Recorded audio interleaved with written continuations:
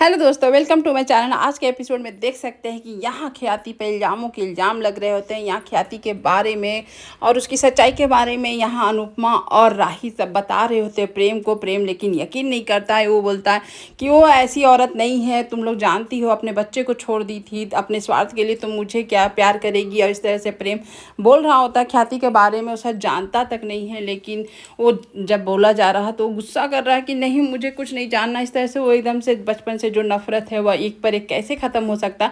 लेकिन यहाँ पर राही आज सच बताने के लिए एकदम से पूछ रही होती है कि सबको पता है, जाओ उनसे पूछो। तो वो सीधे सीधे आता है वसुंधरा के पास, पूछता है कि आपको पता है ना, इन लोग के ही अफेयर के चलते मम्मी का डेथ हुआ था और मम्मी ने आत्महत्या की थी। तो यहाँ अनिल एकदम से ये हो जाता, बोलता है नहीं, राही ने जो बोला सही बोला, इसमें ख्याति भाभी का कोई दोष नहीं है। और ये सुनकर प्रेम के तो होशो हवास उड़ जाते हैं और एकदम से आज ख्याति की सच्चाई प्रेम के सामने आती है, जो कि ख्याति और पराग नहीं चाहते थे। इतने नफरतों के साथ जी रहे थे, जितना भी प्रेम नफरत कर रहा था, लेकिन वो लोग के दिल में इतना प्यार भरा हुआ था कि वो सच्चाई नहीं बताए थे आज तक, जो कि आज सामने आ गई है प्रेम को। और प्रेम यकीन भी नहीं कर पा, लेकिन अनिल अच्छे से समझाता है, बोलता है कि वो मेंटली वो डिस्टर्ब थी। उनका कितना इलाज पराग भैया ने कराया, अच्छे अच्छे डॉक्टर दिखाए, लेकिन कोई फ़र्क नहीं पड़ा और वो एक दिन अपने ही आत्महत्या करके मर गई। और यहाँ पर ख्याति भाभी ने उनकी जगह नहीं ली, बल्कि खाली जगह को उन्होंने भरा। इस तरह से जब वो ख्याति के बारे में जानता है सच्चाई, प्रेम एकदम से ये हो जाता है। और सारे घर वाले सच्चाई जानते थे, लेकिन प्रेम और प्रार्थना नहीं जानते थे। और इसी वजह से प्रेम एकदम से ख्याति से नफरत करता था। यहाँ पर प्रार्थना बोलती है कि मुझे तो ऐसा कभी लगता था कि मम्मी को कुछ हुआ है, लेकिन मैं भी छोटी थी, नहीं समझ पाई। यहाँ ख्याति की सच्चाई जानकर बेचारी ख्याति एकदम से ये हो जाती है और यहाँ प्रेम के आँख में आंसू भर जाते हैं क्या। और यहाँ पर प्रार्थना प्रेम को समझाती है कि तुमने तो कभी भी माँ को, कभी मम्मी को कुछ समझा ही नहीं। मैंने, तुम छोटे थे लेकिन मुझे पता था कि मम्मी को कुछ तो प्रॉब्लम है, लेकिन मैं भी यहाँ ख्याति मम्मी से नफरत करती थी। बाद में सब समझ गई, लेकिन तुमने कभी नहीं समझा मम्मी और पापा को। और यहाँ पर देख सकते हैं इस बात पर आ जाता है। वहाँ पर आर्यन बोलता है ये सबसे क्या फ़र्क पड़ता है, आप लोग मेरी मुद्दा मेरी बात करें। यहाँ पर प्रार्थना प्रेम को समझाती है कि तुमने कितनी बड़ी गलती की, कि मैं तो समझ गई थी लेकिन तुम नहीं समझ पाई। यहाँ प्रेम बेचारा एकदम से ये हो जाता है और सारी बातें याद करता है, कितना ख्याति उसका मतलब कि बेइज्जती सुन के भी, नफरत सह के भी उसे इतना टूट प्यार की है।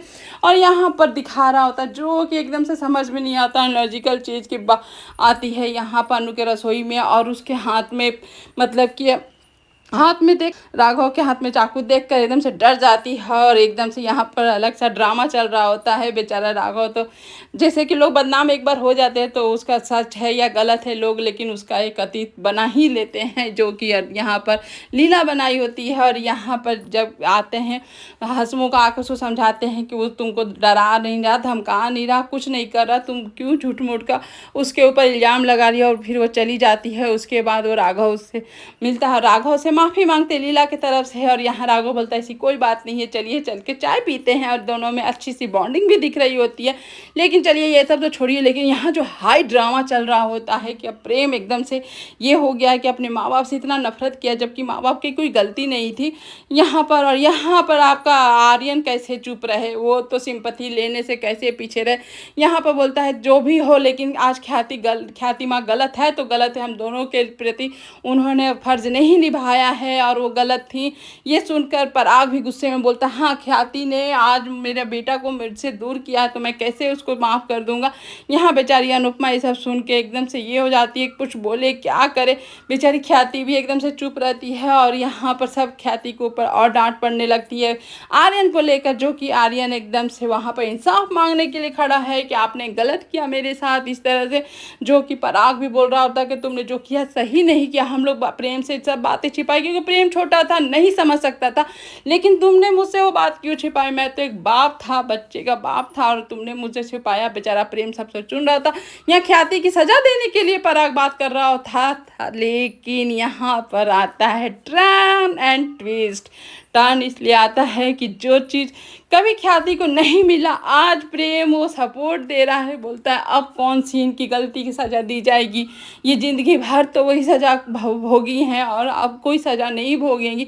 ये सुन के सभी घर वाले एकदम से प्रेम की ओर देखने लगते हैं कि अब प्रेम बीच में आता है और बोलता है कि ख्याति जी को कुछ कोई नहीं बोलेगा, जो सज़ा देना था दे लिया, मैंने आप लोगों को हमेशा गलत समझा, वो मेरी गलती है। और यहाँ ख्याति के सामने आकर हाथ जोड़ कर प्रेम अपनी गलती का माफ़ी मांगता है और रिक्वेस्ट करता है कि आप मुझे माफ़ कीजिए। यहाँ तक वो ख़त्म नहीं होता, वो चरणों पे गिर जाता है अपनी ख्याति माँ का और वहाँ वो प्रेम यहाँ माफ़ी मांगता है शर्म से कि मैंने आप लोग के साथ जो किया सही नहीं किया। इसीलिए आप हर एक बच्चे को सोच समझ के माँ बाप के बारे में बोलना चाहिए कि क्या गलत है क्या सही है।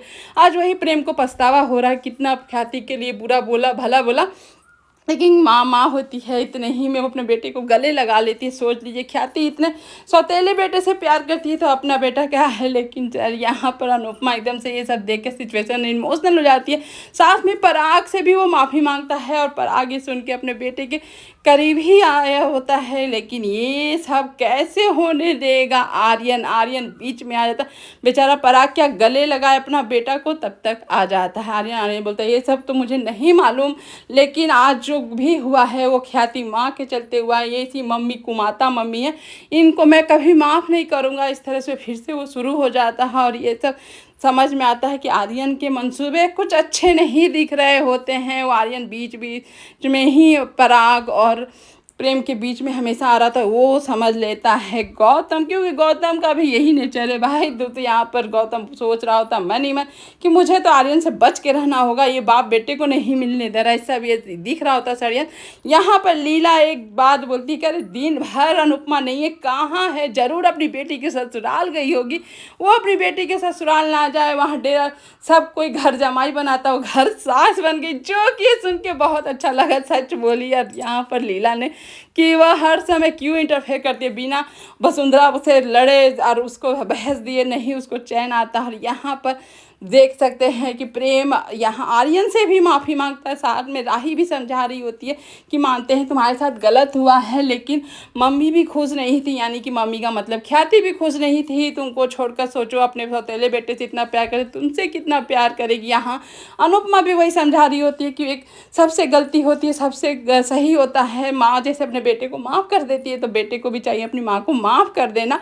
यहाँ पर देख सकते हैं तोसू और किंजल के पार्टी को देखकर ऑफिस वाला तोसू बोलता है तुम पर सब कोई ट्रस्ट करता है, ऑफिस वाले। तो यहाँ पर किंजल बोलती है हाँ ट्रस्ट कमाया है मैंने, लेकिन ऑफिस मर्ज होने वाले हैं, कुछ स्टाफ को हटाया जाएगा। तो यहाँ पर तोसू बोलता है कैसे अपनी बेटी को फिर पढ़ाएंगे अगर तुमको हटा दिया जाएगा। तो यहाँ पर किंजल का अलग रूप दिखता है, बोलती है कि कुछ भी हो जाए मेरी बेटी परी को तो पढ़ाई कराना ही है, जैसे भी हो वैसे मैं कराऊंगी। मतलब कि अब समझ में नहीं आ रहा किंजल का नया मोड़ क्या आने वाला है और यहाँ का ड्रामा अभी ख़त्म नहीं हो रहा है। तब बेचारी यहाँ वसुंधरा का कोई रोल ही नहीं दिख रहा था। आती है वसुंधरा बीच में, बोलती है जिसको जो बोलना था बोल दिया, मेरी सुनो, तुम ख्याति का वकील मत बनो। ख्याति ने गलत किया है तो किया है, उसकी सज़ा मिलेगी।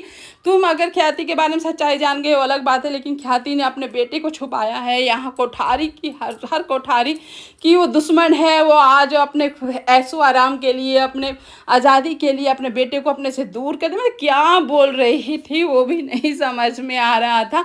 यहाँ प्रेम बोलता है कौन सा ऐशो आराम, कौन सी आज़ादी, यहाँ आपके बिना तो परिंदे पर नहीं मारते हैं, कौन सी उनको आप आज़ादी दे दी थी। ये सब प्रेम ख्याति के लिए बोल रहा होता है। वसुंधरा की आंखें फटी की फटी रह जाती है कि आज वो ने मेरे लिए जो किया, वो अपने बेटे को छोड़ा, वो मेरे लिए छोड़ा है। मैं समझ रहा हूँ उनको कोई अगर इतना ही शौक रहता, ये रहता तो मेरा, हम तो घर छोड़ के चले गए थे, अपने बेटे को लाती और मेरा जगह उसको दे देती, लेकिन उनके मन में कोई ऐसा लालच नहीं था। आज प्रेम को सही मायने में ख्याति की कदर हुई और वो समझा। यहाँ पर वसुंधरा को समझाना बहुत मुश्किल है। वो तो ये सब समझ नहीं सकती है। उसके बाद वसुंधरा बोले, उसके बाद अनुपमा ना बोले, ये कैसे हो सकता है। अनुपमा बोलती है कि आप लोग को ये सब चीज़ को माफ़ कर देना चाहिए, सबके अतीत में गलती सब कोई करता है और अतीत में सबकी गलती रहती है, इसमें ये नहीं बड़ा बात है कि कोई गलती नहीं किया होगा। ये सुनकर वसुंधरा, अनिल, सामने पराग की आंखें फटी रह जाती है। भाई इन लोग का भी अब गलती आने वाला है सामने, वो भी राघव को लेकर। वो कैसे क्या हुआ था वो तो आगे के एपिसोड में पता चलेगा। यहाँ पर थोड़ा हिंट तो मिल ही चुका है अनुपमा के वजह से। फिर अनुपमा को चुप कराता है पराग, बोलता है कि आपका कोई राइट नहीं बनता हमारे फैमिली मैटर में बोलने का, और यहाँ माँ बेटी का ड्रामा देख सकते हैं।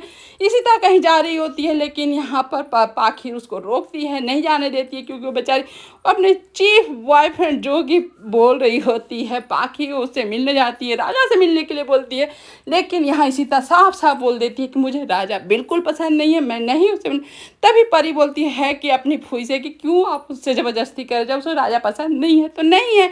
अब इतना बोलने पर परी को कैसे छोड़ दे पाखी। पाखी बोलती है तुम्हें राजा पसंद है ना, इसीलिए बार बार तुम इसके बीच में आती हो। ये सुन के बेचारी किंजल चिल्लाने लगती है कि तुम मेरी बेटी के बारे में सब मत बोलो, बार बार बोलती हैं। और दोनों में फिर झड़प हो जाती है। झड़प होते होते यहाँ इसी तक बैग नीचे गिर जाता है।